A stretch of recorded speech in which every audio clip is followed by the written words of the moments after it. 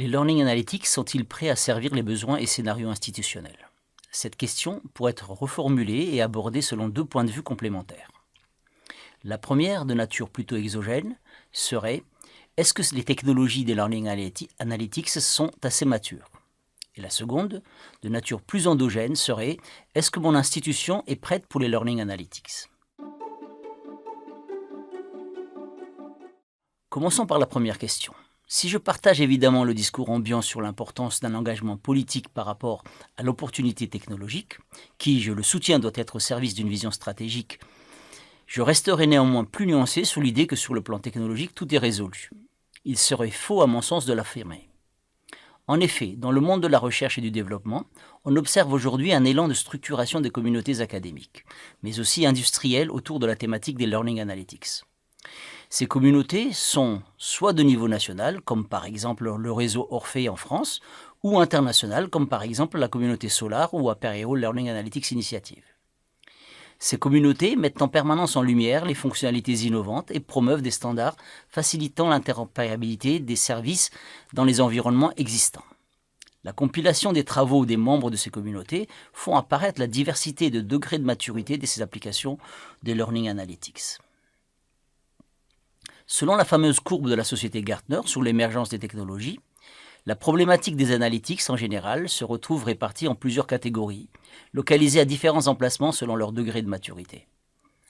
Ainsi, on retrouve la catégorie Predictive Analytics du côté du plateau de productivité, tandis que la catégorie Prescriptive Analytics se situe encore du côté du pic des prévisions. Il n'en reste pas moins. Aujourd'hui, grâce à l'existant, de nombreuses universités à travers le monde ont déployé avec succès des applications basées sur les Learning Analytics. Ces applications répondent toutes à un objectif commun, à savoir aider les apprenants. Ces aides peuvent être directes, comme aider à se positionner, à identifier ses lacunes, à adapter ses efforts, souvent à travers des tableaux de bord personnalisés ou des recommandations. Elles peuvent aussi être indirectes, à destination des enseignants ou des tuteurs, leur permettant d'adapter leurs interventions pédagogiques pour améliorer les apprentissages. En résumé, à ce stade, la technologie des Learning Analytics permet de répondre à toute une série de problématiques comme la prévention des échecs, l'engagement, l'adaptation des parcours ou la remédiation, mais que la recherche dans ce domaine est encore très active et se nourrit largement des usages. Passons maintenant à la seconde question. Est-ce que mon institution est prête pour les Learning Analytics? La réponse à cette question devrait rester nuancée et dépendante d'un ensemble de conditions. L'appréciation de ces conditions reste cependant complexe. Elle fait intervenir une combinaison d'indicateurs touchant à une grande variété de secteurs au sein de l'institution. Lors de la conférence EDUCAUSE 2014, Kimberly Arnold et ses co-auteurs proposent un outil qui va dans ce sens et dont les principaux éléments portent sur la gouvernance, les compétences, les données et la culture. Pour la gouvernance, il s'agit de mesurer la capacité institutionnelle à mettre en place le pilotage et le suivi interne.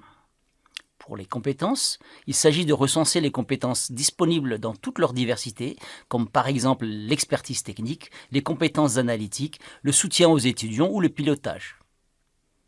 Pour les données, il s'agit de faire le point sur les données déjà collectées par l'institution et celles qui le sont potentiellement, et aussi d'évaluer leur qualité et leur fiabilité. Pour la culture, il s'agit d'établir le degré d'acceptation culturelle pour l'adoption d'une approche qui repose sur l'exploitation des traces numériques au sein de l'institution. Cet élément intègre aussi les questions éthiques. Comme on peut le constater, cette grille a pour vocation d'amener une démarche réflexive sur sa propre institution, afin d'apporter une réponse nuancée à la question initiale sur l'état de préparation de son institution pour les Learning Analytics.